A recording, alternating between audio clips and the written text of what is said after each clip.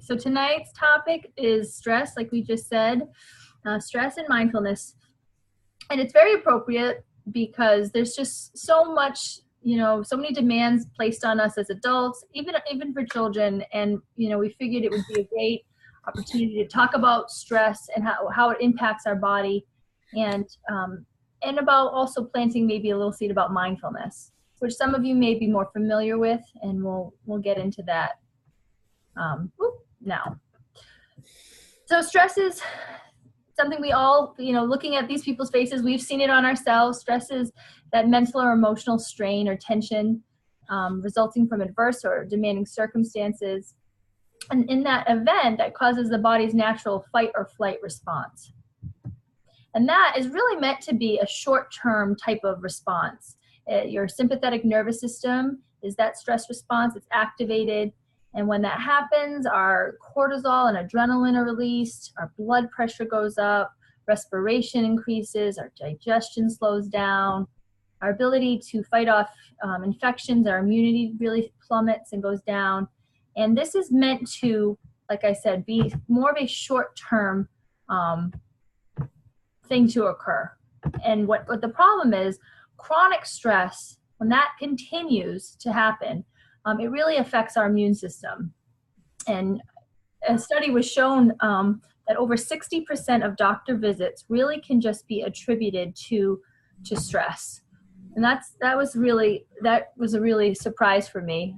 We've all felt like this in our lives, where our either workloads are growing, too much is happening at once. It's very, very busy, a lot of overstimulation in our environment, and that long-term impact is really having a detriment to our health. So that sympathetic nervous system is that stress response, and the opposite of that is the parasympathetic nervous system, and that's what we want to be able to activate. That's the relaxation response. And so we'll talk a little bit just about how we can self-initiate and call upon that parasympathetic nervous system, and how we can have that help us with decreasing that stress in our life and the impact it has on our body. So they're just simple things that we probably do every day: laughing, listening to music. And then there's other techniques that maybe you have or have not tried yet, such as Tai Chi, guided visualization, progressive muscle relaxation, and just as simple as deep breathing. The progressive muscle relaxation is just relaxing your muscles gradually. I do this a lot. I'll take my children through this before bed. And you start, you can start at your feet in like this image, and you can, squeeze your toes, cause a lot of tension, hold that and relax. And then slowly move your way all the way up your body. And the wonderful thing about the internet is there's a lot of things available that you can just Google and download. I might be able to post a couple things as well of ones that you can listen to and call upon that parasympathetic nervous system. Other solutions you can try, some of you may already be doing this, with mindfulness, meditation, and yoga. And mindfulness can really reduce agitation and anxiety, and using it can help focus on what we need and creating a new habit in anything you're doing, just like what we've been focusing on healthy eating.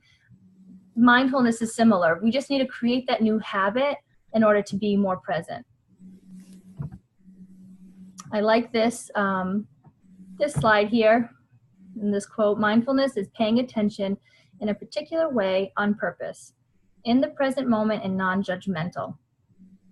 And this picture is great. I mean, you can see, this reminds me of myself sometimes. We're walking along thinking of all the things we need to do, and where my kiddo might just be enjoying the sunshine and the flowers and just really being in that moment. And some of you might be saying, like, oh, okay, like how am I supposed to add on more in my day? I'm already eating healthy, I'm trying to sleep better and exercise. But I hope after this call that you may be more willing to weave in some of these techniques into your routine, and it won't be another stressor. So I'd like to try a little mindfulness activity right now with you. If you're listening to this at a later call and you're driving, please don't do this. But so while we're here, we're just going to try to sit up nice and straight and place your feet flat on the floor. And you can close your eyes or avert them, look down, and just take a moment to notice your breath. It's very different than a yogic type of breathing. We're just noticing what is already there. And you can put your hand on where you feel your breath as like an anchor. So on your chest, your throat, or stomach, and just take a moment to notice that.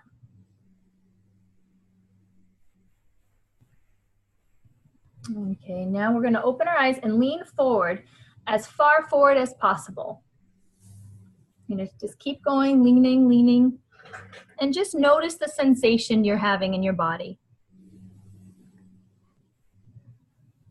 Okay, now return to midline and close your eyes again or avert them, and notice how that shift felt in your breathing.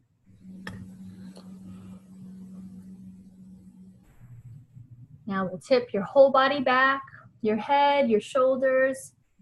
Close your eyes and notice the sensation in your body and your muscles, and just keep breathing naturally.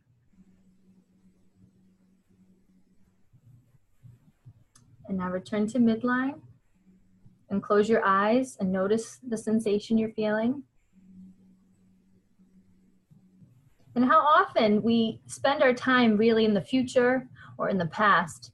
And the idea here is really of creating a mindful body, that feeling of being upright and aware. So now we're going to try to do something like an unmindful body where we just kind of slump down in your seat and come back up into that upright mindful body. This is just a simple activity that you can do to feel that difference in your body and what it feels like just to focus on those sensations and being mindful. You can all relax now. Like that. So there's two types of mindfulness practice. That what we just did is that focused attention, where you're focusing on either a body sensation, a sound, or a visual object, focusing on your breath. And people do this in martial arts, yoga, or other, karate, things like that is that focused attention. There's also a type of mindfulness practice that's just open, spacious, unfocused awareness, whether it's like mindful listening, mindful breathing. And the main aspect of this practice is just that you notice or attend to the physical sensations and feelings and thoughts and let them go. I put a couple quotes here and just images. For me, I like having a visual reminder if I'm working on something and just being able to reference it from time to time. And this was lovely. Drink your tea slowly and reverently, slowly, evenly, without rushing toward the future. Live the actual moment. Only this moment is life. So that might be something, if you like those visuals, to put somewhere where you maybe feel stressed, or be it in the car, or if you're at home and you just need a little cue to get back into that mindful moment. Here's another one. Do not lose yourself in the past. Do not lose yourself in the future. Do not get caught in your anger, worries, or fears. Come back to the present moment and touch life deeply. This is mindfulness. Another one I like. And here's some just mindfulness homework for you to consider. Some of these strategies for you, it could be simple as when you drive, being mindful of what you're seeing. Today I purposely did that while I was driving. I was paying attention to the colors of the sky was so blue and the trees were just so green. And it was just, I was there. I wasn't thinking about all the other stuff. And just that little change can affect you in a positive way. I think often one of the positive byproduct of mindfulness is feeling of gratitude. And those two together is a really powerful combination in kind of decreasing the stress. So hopefully you give it a try. And I think we're off to Adam now. Okay, so I am going to be short and hopefully end on a sweet note here.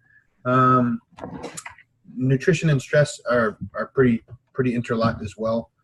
So common denominators when it comes to chronic disease, we talked about inflammation plenty, and oxidative stress is right there with it. So you've got stress, and that can cause that inflammation and oxidative stress. So every symptom that ever occurs with starts with a shortage of the cellular bioenergy, which are your electrons, also known as free radicals. Okay, so the problem are free radicals, which are oxidants, and the solution are antioxidants. Okay, and I have a feeling that Angela's going to touch upon this a little bit in her message to you guys. As far as the foods that we put into our bodies, the antioxidants we're looking for, think of the colors of the rainbow. Okay, this is one of my favorite pictures here. Okay, not only does it look delicious, but I see, how we try to make that colorful plate as much as we can. It's wonderful when we give the kids their dinner, like how many colors do you see in your plate tonight? So, and they really serve a purpose, this array of foods that you could put in your body. So if you got red grapes, blueberries, raspberries, strawberries, you get the brown in there with the nuts, then kale, spinach, broccoli, lettuce, and collard greens. Get that nice dark rich green in there.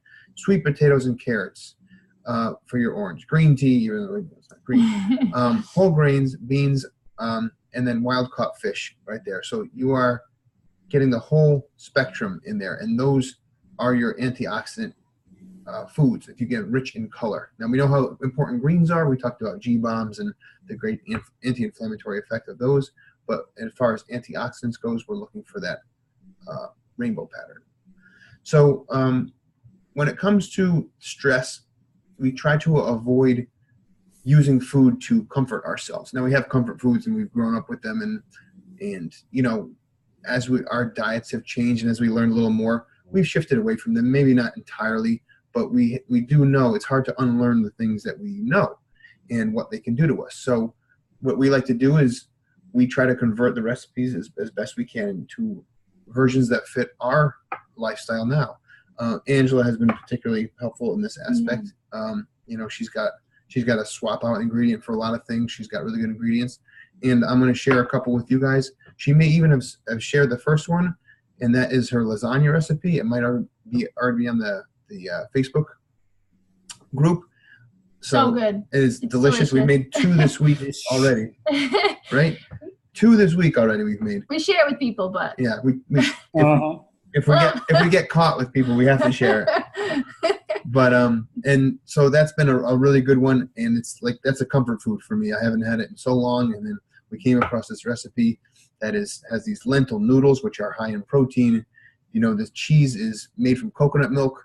There's also goat cheese that you mix with an egg. It acts as a ricotta cheese, and it's really amazing. It tastes just like it's from grass-fed ground beef in there with pasta sauce. And if any of you have a certain type of comfort food that is your go-to, please share with us, and we can give you some ideas on how to modify that recipe to make it more in line with how that low glycemic impact eating. Chances are people will want to know that stuff too. So you'd be doing them a favor by asking these questions. And not only that, if you have already done this conversion, feel free to share those too. Those comfort food versions that fit our low glycemic impact eating too. And one other ones I want to share with you is a little bit of a treat, and that is the chocolate peanut butter dough ball that I stumbled across that you'd be surprised what the main ingredient is. So I will put that on Facebook as well. And that's my go-to. Yeah, and that is my sweet ending right there. All right, kicking it to Matt. Exercise. And there we go. So exercise helps battle stress because when you exercise, you are kind of training your body to deal with stress. As you exercise, you produce some cortisol, which is the big stress hormone, because it's also encourages body to run and be more active because you got to run and get away from that so-called saber-toothed tiger.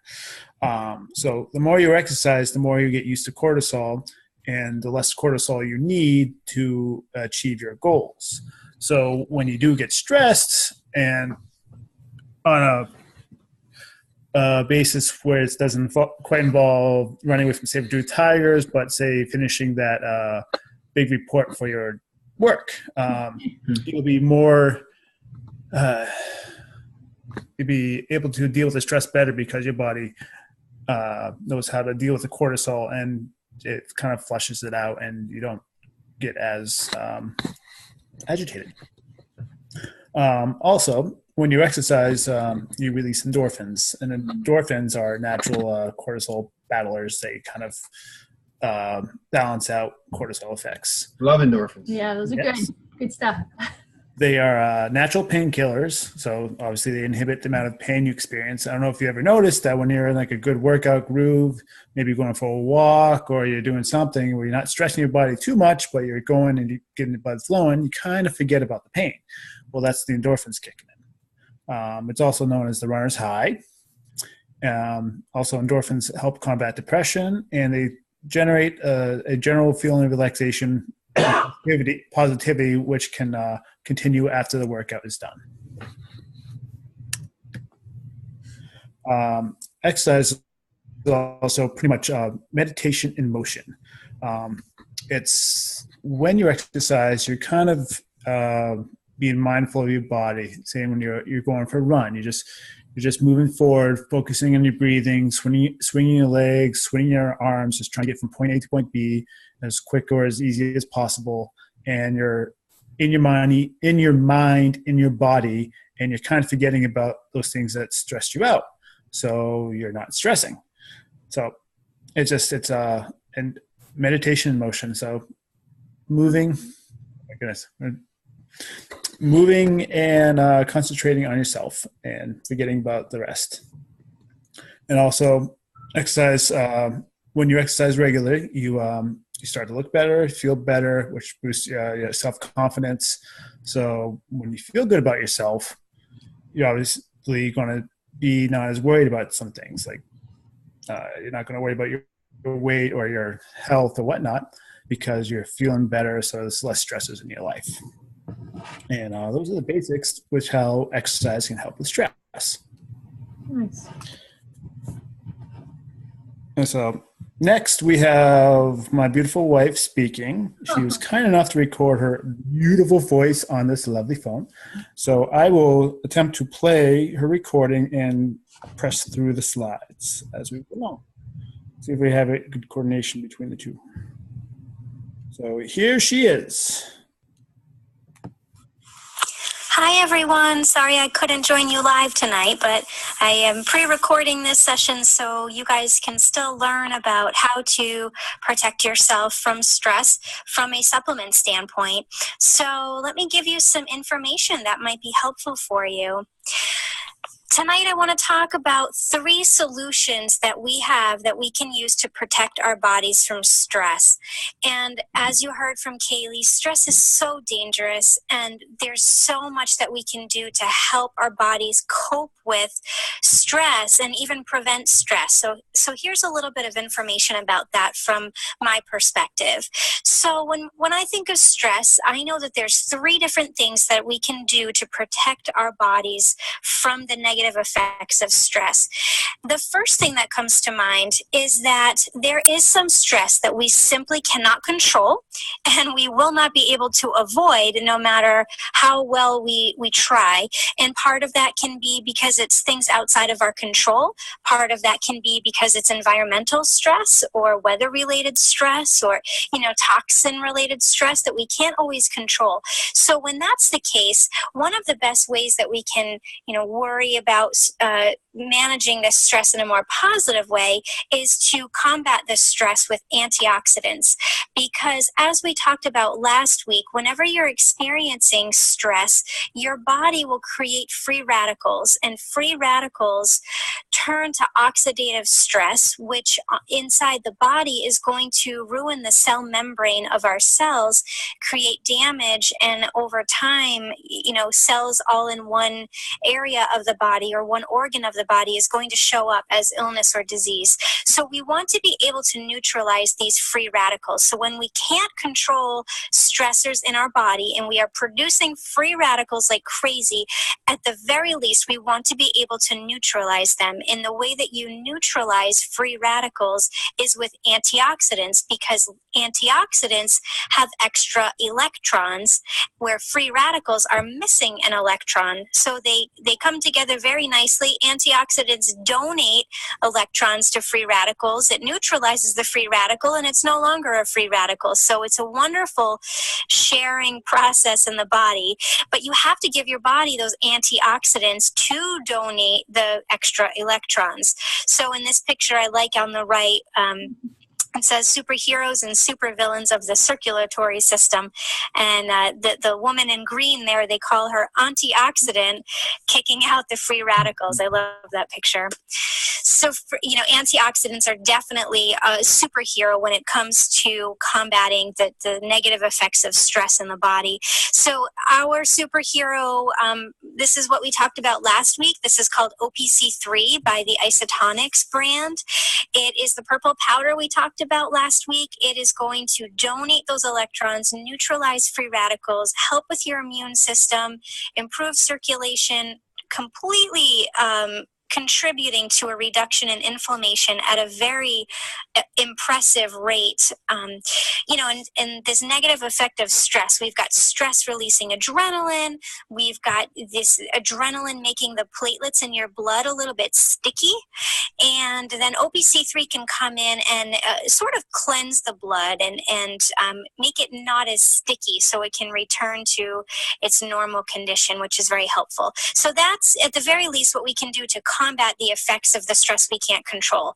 Now let's talk about a protective tool we have to try to avoid the stress that we can control, these situations and events in our life that we probably have more say over than we realize. But what can we do about that? Well, you know from what you learned from Kaylee earlier that we've got the sympathetic nervous system and the parasympathetic nervous system in our bodies. The sympathetic nervous system, I always like to remember it by saying that it's not very sympathetic. Actually, this is the stress response in the body. And the parasympathetic is what helps us to relax after the stressor is over. So you can imagine the goal would be to call into action our parasympathetic nervous system more often, more quickly, and for a longer period of time.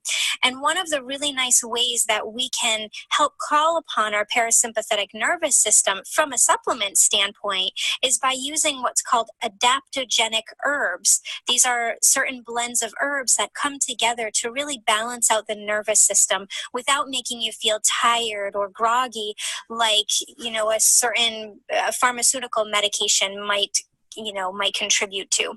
So we have a product that I love. I take regularly. It's called Bliss Anti-Stress Formula. It's a formula of adaptogenic herbs. It's all really wonderful ingredients, very natural. I find that it's nice to take as needed. You don't have to take it every day. It can be a situational thing. It can be, I enjoy it when I go to work. I find that will help keep me at a nice balanced even keel level for the evening. So there's different reasons that different people utilize this blend, but it's very nice and it's very gentle. It does not give you that sedated feel, like I said, that a pharmaceutical might. But you've got ingredients like L-theanine, which is an amino acid in green tea, rose root extract, ashwagandha root, Siberian ginseng, passion flower, and bacopa, all wonderful, natural, very well researched herbs that come together and work on the body in a really nice balancing way that I find is just so beneficial to help us avoid that stress response in the first place. So that's very nice. And then the third solution I have to help protect our bodies from the negative effects of stress is to replace what we lost or what we are missing in the first place on a micronutrient level. And when I think of, the micronutrients involved in this process, it's hands down B vitamins and magnesium. So just a quick little reminder, I know I've said this before, but when we are stressed, our bodies very quickly, very dramatically deplete our stores of B vitamins and magnesium. So when we are experiencing stress regularly, we are depleting our sources of these inside of our body. So we really need to replenish them.